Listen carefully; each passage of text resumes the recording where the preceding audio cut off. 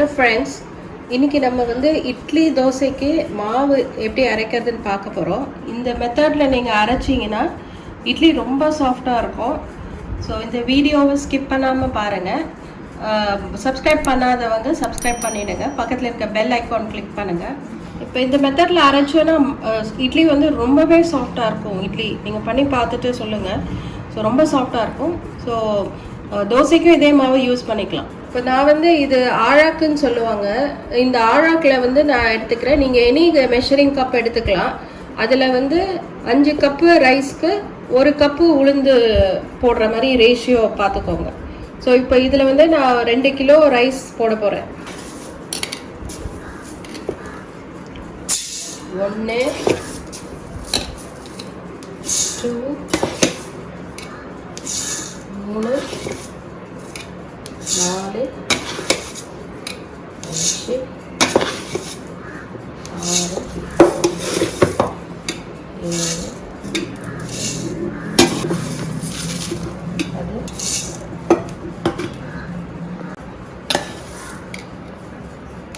10. இப்போ உளுந்து எடுத்துக்க போகிறோம். ஸோ அதே மெஷரிங் கப் நீங்கள் வேறு எதாவது எடுத்துக்கிங்க. அதுலேயே வந்து இப்போ 10 போட்டிருக்கேன் இல்லையா, அதனால இதில் 2 போடுறோம்.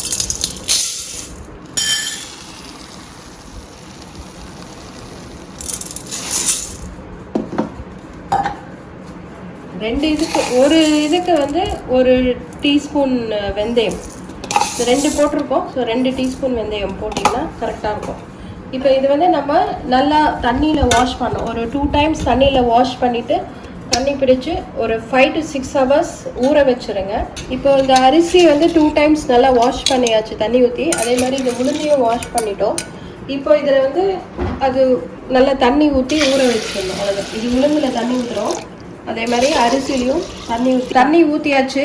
இதை அப்படியே நம்ம தட்டு போட்டு மூடி வச்சிடலாம். ஒரு 5 to 6 hours இது வெளியில் ஊற வச்சுட்டு அதுக்கப்புறம் ஒரு 3 hours வந்து ஃப்ரிட்ஜில் வச்சுட்டு அரைச்சிங்கன்னா இட்லிக்கு மாவு சூப்பராக இருக்கும். தோசைக்கும் யூஸ் பண்ணிக்கலாம். இப்போ இது தட்டு போட்டு மூடி வச்சிடலாம். ஸோ ஒரு 5 to 6 hours கழித்து எடுத்து நான் ஃப்ரிட்ஜில் வச்சுருவேன். ஸோ ஃப்ரிட்ஜில் ஒரு 3 hours மினிமம் வச்சுட்டு நம்ம அரைச்சோன்னா நல்லாயிருக்கும். இல்லை ஓவர் நைட் வச்சுட்டு ஃப்ரிட்ஜில் நாளைக்கு மார்னிங் எப்போ ஃப்ரீயாக இருக்கீங்களோ எடுத்து கூட அரைச்சிக்கலாம். இப்போது இது ஃப்ரிட்ஜில் வச்சு எடுத்துட்டோம். ஃபஸ்ட்டு உளுத்தம்பருப்பு எடுத்திருக்கேன். பாருங்கள், சில்லுன்னு இருக்குது. இது அப்படியே கிரைண்டரில் போட்டு அரைக்க வேண்டியதுதான். ஸோ இப்போ கிரைண்டர் ஆன் பண்ணிவிட்டு போட போகிறோம். இப்போ இது போட போகிறோம். ஸோ இப்போது ஃபஸ்ட்டு ஒரு கரண்டி போடுறோம்.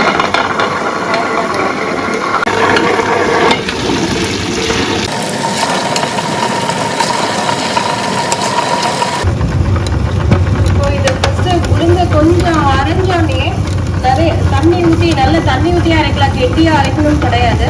நல்லா கொஞ்சம் தண்ணியாகவே அரைச்சிக்கலாம். ஸோ இட்லி ரொம்ப சாஃப்டாக வரும் அந்த மாதிரி அரைச்சிக்கலாம். ஸோ இப்போ இது வந்து போட்டுட்டு ஒரு 5 to 10 minutes கழித்து தண்ணி ஊற்றிக்கலாம். தண்ணி ஊற்றி அரைக்கலாம். அப்புறம் ஒரு 45 minutes அப்படியே கிரைண்டர்லேயே அரையட்டும். அப்படியே விட்டுருணும். தேவையாக இருந்தால் கொஞ்சம் தண்ணி சேர்த்துக்கோங்க. ஸோ ஓரளவுக்கு அரைஞ்சிச்சு. ஸோ இப்போ கொஞ்சம் தண்ணி சேர்த்துக்கலாங்க. அந்த மிச்சம் இருக்க தண்ணியே கொஞ்சம் ஊற்றிக்கலாம்.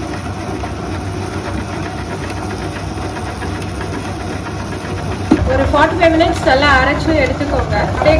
ஒரு எவ்ரி 10 minutes or 15 minutes இந்த மாதிரி இது கரண்டி வச்சு 45 minutes ஆகிடுச்சு. ஆரம்பிட்டு நல்லா அரைஞ்சிச்சு. ரொம்ப திக்காக இல்லை. அப்படியே எடுத்து நம்ம பாத்திரத்தில் மாற்றிக்கலாம். அதுக்கப்புறம் அரிசி போட்டு அரைக்கலாம். ஸோ இந்த அளவுக்கு கன்சிஸ்டன்சி இருந்தால் போதும். ரொம்ப திக்காக இருக்கணும்னு அவசியம் இல்லை.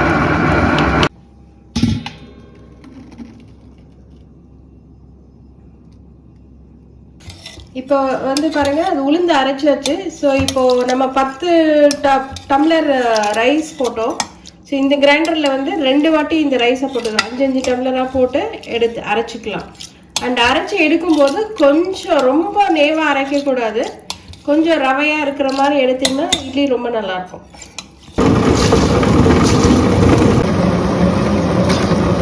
இப்போது இது ஒரு நல்லா ஒரு 1/2 hour அரைச்சாச்சு. ஸோ மாவு இந்த மாதிரி இருக்குது. இது அரிசி மாவு. ஸோ இதை வந்து ஏற்கனவே அரைச்ச உளுந்தோட இதை மிக்ஸ் பண்ணிக்கலாம். மிக்ஸ் பண்ணி உப்பு போட்டு கரைச்சி வச்சுக்கலாம். ஸோ இப்போ இதை எடுத்து நம்ம மிக்ஸ் பண்ணலாம்.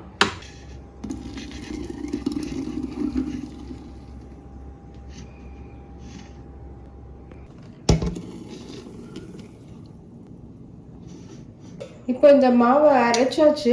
ஸோ இப்போ இதுக்கு உப்பு தேவையான அளவு கல் உப்பு போட்டுக்கலாம். அதான் உப்பு போட்டு நல்லா மிக்ஸ் பண்ணி வச்சிடலாம். இப்போ இது மாதிரி கரைச்சிட்டு நம்ம ஒரு 6 ஹவர்ஸ் 7 ஹவர்ஸ் கழித்து பார்த்தோன்னா அது கரெக்டாக புளிச்சு மேலே வரும். ஸோ அப்போ வந்து அதை கிளறி விட்டுட்டு நம்ம வேறு பாத்திரத்தில் மாற்றி ஃப்ரிட்ஜில் எடுத்து வச்சுக்கலாம். இவ்வளோதான். ஸோ இந்த மாவு இட்லி ஊற்றி பாருங்கள், சூப்பராக வரும். இப்போ பாருங்கள், இந்த மாவு ஒரு 6 to 7 ஹவர்ஸ்க்கு அப்புறம் நல்லா புளிச்சு வந்துச்சு.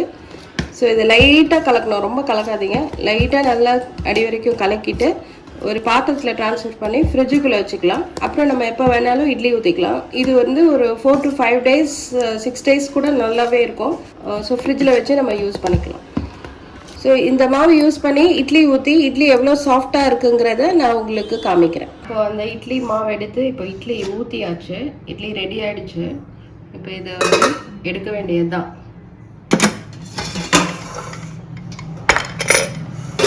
இப்போது இந்த இட்லி ஆற வச்சுட்டு எடுக்கிறோம்.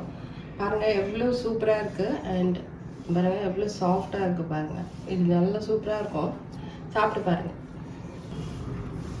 பாருங்கள் எவ்வளோ சாஃப்டாக அப்படியே ரொம்ப ஸ்பாஞ்சியாக இருக்குது, சூப்பராகவும் இருக்குது. இந்த வீடியோ உங்களுக்கு பிடிச்சிருந்ததுன்னா லைக் பண்ணுங்கள், ஷேர் பண்ணுங்கள், கமெண்ட் பண்ணுங்கள். தேங்க்யூ.